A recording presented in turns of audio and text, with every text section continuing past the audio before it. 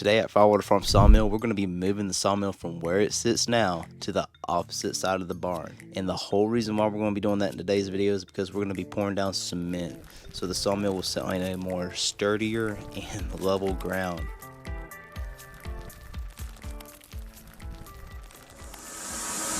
So right off the bat, we're going to be taking off one of the old tires that's off the sawmill and replacing it with one of the spares that we have.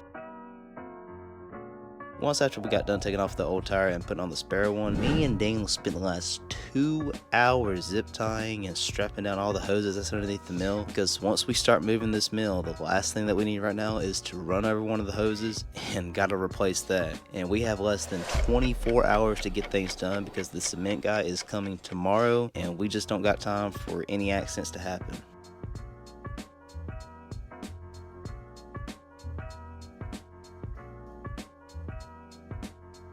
But once we got done zip tying and strapping it up and everything, it was then time to move the sawmill. Well, not exactly, because keep in mind about two things. One, it's been about 2 years since we moved this sawmill from where it's sitting at right now. And two, again, we got until tomorrow to move this sawmill out so we can have everything ready and prepped for the cement pour. But anyways, it's been about 2 years since we moved this mill from where it's sitting at now. And you would think it would be easy just to hook it up and move it, right? No, the trailer copper kept getting stuck, and we figured out a better solution on how to fix that. We just took a damn hammer to it, about a couple hits. Well, maybe more than a couple hits. It fell right into place. And then she was ready to move.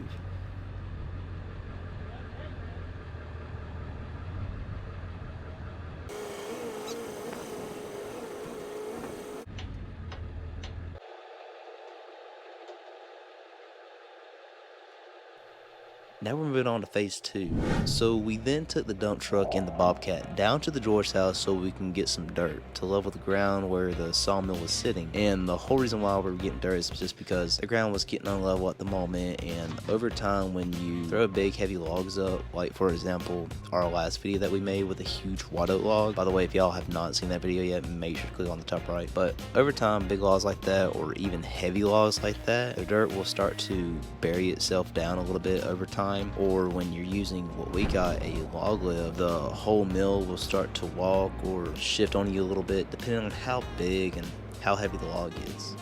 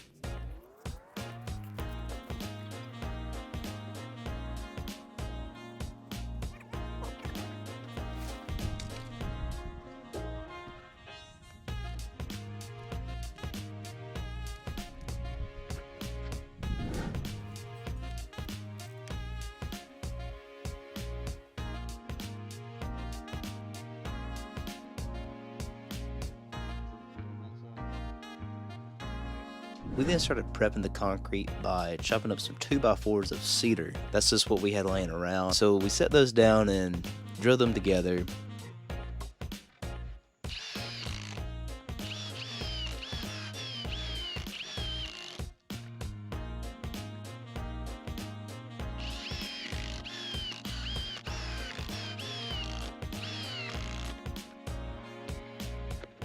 We then drove about 40 staves down in the ground, pairing the height with the 2x4s to hold the form into place.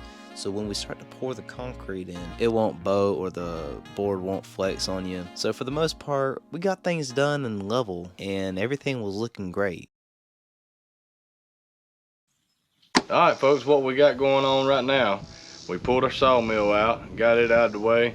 We had to take our bobcat and our little tractor with the box scrape and grade all this down and get it level. It was a little bit higher on that end down there than it was up under the barn, and when you pour concrete you want to try to get everything as flat as you can. We had a hole in the middle we had to add a little bit of dirt to. We threw it down and wet it down a little bit and run over it back and forth with the bobcat, packed it down, and actually run over it with my dump truck with a full load of dirt in it. Just make sure we get it packed down, because it don't do you no good to put concrete down on loose dirt. It ain't gonna do nothing but settle and bust on you. So what we got right here is our form. I know we use cedar boards for our form. That's all we had, but these cedar boards, they didn't make the cut. They were some scrap that we had, so we put them down and drove stobs all around our form boards to hold the form in place. This is a little bit wider than our sawmill, but what that's going to do, that's going to give us a little bit of room to kind of move the sawmill around how we want it. And we decided to go ahead and do the pad all the way down mainly for sawdust control. We get a lot of sawdust under the mill, and what we're thinking, we'll be able to take our blower and be a lot cleaner with it. So right now we're waiting on the concrete truck to come. We're going to probably do a little video of us doing some concrete. Y'all don't make fun of us too much. We're not concrete people, we're wood people, so it ought to be interesting, so y'all hang on.